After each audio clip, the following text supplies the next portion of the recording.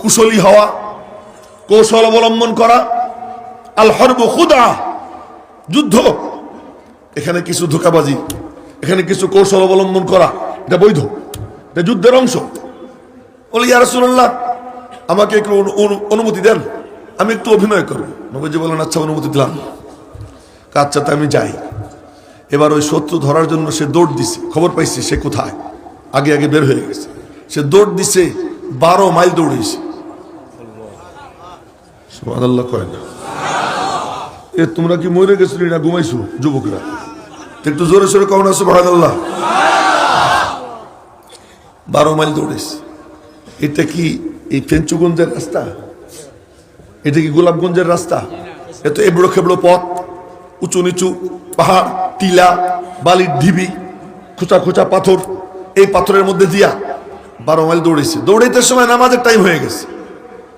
আমরা তো কোরবানির কাজের দিন মনে মনে কই আজকে মনে হয় নামাজ মাপ, কিন্তু ওই সাহাবী মনে মনে বলতেছেন নামাজ তো মাপ না।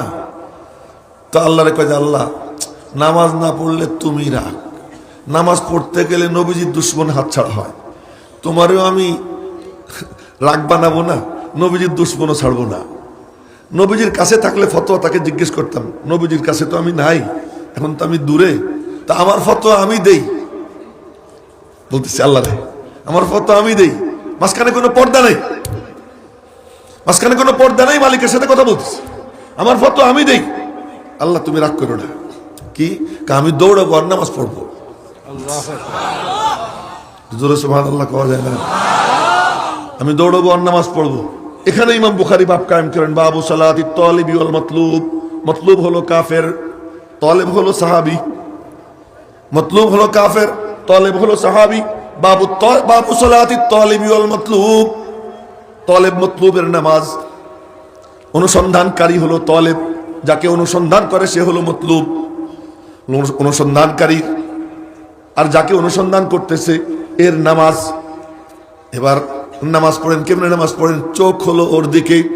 যুদ্ধের ময়দানে যদি কেউ নেমে যায়, ওই যুদ্ধের ময়দানে হাঁটাহাঁটি আল্লাহ কয় এটাও নামাজ। অস্ত্র ধইরা শত্রুর দিকে তাক করে দাঁড়াই থাকা ওইটাও নামাজ। শত্রুরে গুলি করা ওইটাও নামাজ। গুলি তোমার শরীরে লাগা যায়, এটাও নামাজ। এজন্য আল্লাহ পাক বলেন ওয়াইদা কুনতা ফীহিম ফাআকামতা লাহুমুস সালাহ ফালতাকুম তাইফাতুম মিনহুম মা'ক ওয়ালিয়াখুযু আসলিহাতাহুম ফাইদা সাজাদু ফালিয়াকুনু মিন ওয়ারাইকুম ওয়ালতাতি তাইফাতুন উখরা লাম ইউসাল্লু ফালিয়ুসাল্লু মা'ক ওয়ালিয়াখুযু হিদরাহুম ওয়া আসলিহাতাহুম ওয়াল্লাযীনা কাফারু লাউ তাগফুলুনা আন আসলিহাতিকুম ওয়া আমতিয়াতিকুম ফায়ামিলুনা আলাইকুম মাইলাতান ওয়াহিদা। লম্বা আয়াত, সালাতুল খাউফের আয়াত। এর তরজমা আমি করব না, শুধু আয়াত শুনে এলাম বরকতের জন্য। যে নবীজিকে আল্লাহ বলতেছেন দোস্ত, যুদ্ধ যখন চলে, ঘুমসান লড়াই চলতেছে, তুমি ওই সময় জামাতে নামাজ আদায় করবা, ইমাম তুমি হবা, 100 জন তোমার পিছনে দাঁড়াবে আর 100 জন অস্ত্র নিয়ে ওখানে দাঁড়াই থাকবে। অর্ধেক নামাজ পড়া এরা যাবে শত্রুর মুখে, ওরা এসে পড়বে বাকি অর্ধেক, ওদেরটা শেষ করে ওরা চলে যাবে, ওরা এসে বাকিটা শেষ করবে। মাঝখানে যে যাতায়াত, শত্রুর সঙ্গে মারামারি, যদি কোনো চিল্লিও করা লাগে কোনো সমস্যা নাই, পুরোটা নামাজ হয়ে যাবে, পুরোটা নামাজ। তিনি বলতেছেন আমি নামাজ পড়ি, চোখ হলো শত্রুর দিকে, আল্লাহু আকবার, হাত টাত বান্ধে না, আল্লাহু আকবার, দোয়া কালাম পড়ে, তেরাত পড়ে। আরে তার একটা সিজদা যদি আমাদের মিলে যায়, তো আমার মনে হয় এইখানে আমরা যা আসি এই কয়েক হাজার মানুষের জন্য, নাজাতের জন্য যথেষ্ট হয়ে যাবে। এত দাম ওই নামাজ, এত দাম। তুমি দৌড় দিছেন 12 মাইল দৌড়াইয়া, এরপরে তারা ধরছেন। একটা কথা বলে দিই, যত বড় বড় বুদ্ধিজীবী মনে হয় না, হ্যাঁ, এই ইসলামের দুশ্মন, শয়তানের দোসর মনে হয় খুব বুদ্ধিমান, আসলে কিন্তু মাথা ভরা গোবর। তো ওই সাহাবী গিয়া তারা ধরছে, কিরে ভাই কেমন আছো? ওই যে অভিনয় করবে বলছে, কিরে ভাই কেমন আছো? আসি ভালো, কিন্তু মুহাম্মাদের জ্বালায় আর বাঁচলাম না, কাফেরে কয়। তো সাহাবী বলে কি আমিও বড় বিপদে আছি, তার কারণে নবীজির কথা বলতেছে সাহাবী, তার কারণে আমিও খুব বিপদে। মনে মনে কয় কি আর দুনিয়া সিজনুল মুমিন, দুনিয়া মুমিনের বন্দিখানা, অজান্নাতুল কাফির, কাফিরের জন্য বেহেশতখানা। তো নবীজির কারণে দুনিয়াটা আমার বন্দিখানা হয়ে গেছে। তা আমি তো খুব বিপদেই আছি, মনে মনে কা মালিক অভিনয় করতেছি আমি, তুমি মাফ করে দিও, আমিও খুব বিপদে আছি। এত বিধিনিষেধের বেড়া জালে আটকা, আগে তো এমন বিধিনিষেধ ছিল না। তো কয় যে ওই এখন ওই মাথা মোটা মনে মনে কয় কি যাক একজন সাথী পাইলাম, এখন মনে মনে কয় কি একজন সাথী পাইলাম, আসো আমরা দুজন মিলে কি করা যায় দেখি। তো গল্প সল্প করতে করতে খাতির হয়ে গেছে। খাতির যখন হয়ে গেছে তো ওর তরবারিটা ধইরা সাহাবী দেখতেছেন, তরবারিটা বাড়ি চমৎকার রে ভাই, কোথার থেকে কিনছো, কোন জায়গার থেকে বানাইছো? এই তরবারি দিয়ে কতজনরে মারলাম। কারণ তো দেখি, দেখো, দেখতে দেখতে দেখতে দেখতে হঠাৎ করে এক কপ দিছে, বেশি তো আর লাগে না। সুবহানাল্লাহ কয় না? আরো জোরে সুবহানাল্লাহ, আল্লাহু আকবার। এক কপ দিয়া কল্লা ফেলাই দিছে, কল্লা ফেলাই দিয়া কল্লাটারে তরবারির উপরে নিছে, নিয়ে আবার দৌড়, 12 মাইল দৌড়িয়ে যায়। ওর কল্লা তরবারির উপরে উঠাইয়া আবার 12 মাইল দৌড়াইয়া নবীজির কাছে আইসা নবীজির কদম মুবারকের কাছে ওই কল্লাটা রাখে, সালাম দিয়ে ঢোকে, কল্লা নবীজির কদম মুবারকের কাছে রাখে। নবীজি ওই দিকে তাকাইয়া মুস্কি হাসি দিছেন।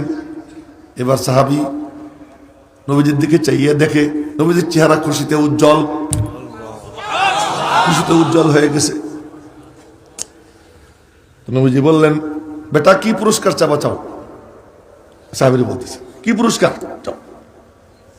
ইয়া রাসূলুল্লাহ, কি পুরস্কার আর দরকার? ওই যে আপনার মুস্কি হাসি পাইছি, আপনার মুস্কি হাসি পাইছি, আর কি পুরস্কার চাই? কারে না বেটা, চা কি চাবি? এমন মাঝে মাঝে মুরব্বী হুজুরদেরকে বলতেছি, মাঝে মাঝে এমন পুরস্কার দেওয়া সুন্নাত। কোন একটা ভালো পারফরমেন্স দেখাইছে কোন একটা ছাত্র, কোন একজন তরুণ আলেম, তার একটা পুরস্কার দেওয়া, এটা সুন্নাত।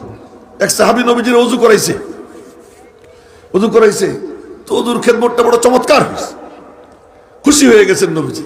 এই বেটা কি চাবি, চা? কয় ইয়া রাসূলুল্লাহ দিবেন? হ্যাঁ, বল তুই কি চাবি? কয় তাইলে একটাই চাই। কি চাও?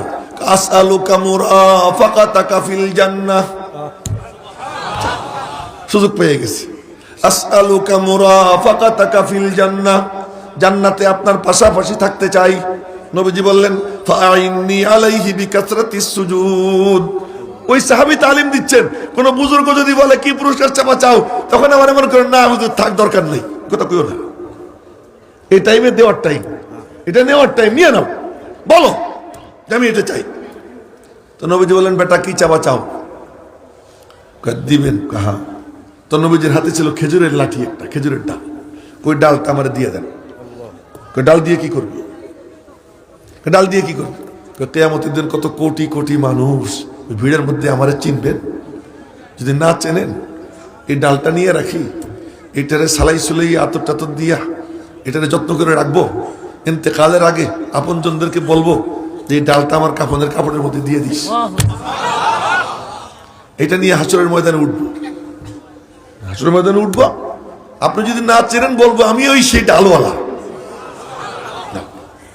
বলার মাকসাদ এগুলো আশিকে রাসূল, আশিকে রাসূল জীবনের ঝুঁকি নিয়া 12-24 মাইল দৌড়াইছে, ফতোয়া জিজ্ঞেস করে বেড়ায়, এইটা করা জায়েজ হবে কিনা, ওইটা করা জায়েজ হবে কিনা, এইটা বৈধ কিনা, ওইটা বৈধ কিনা, এইটা আইনসম্মত কিনা, ওইটা আইনসম্মত কিনা।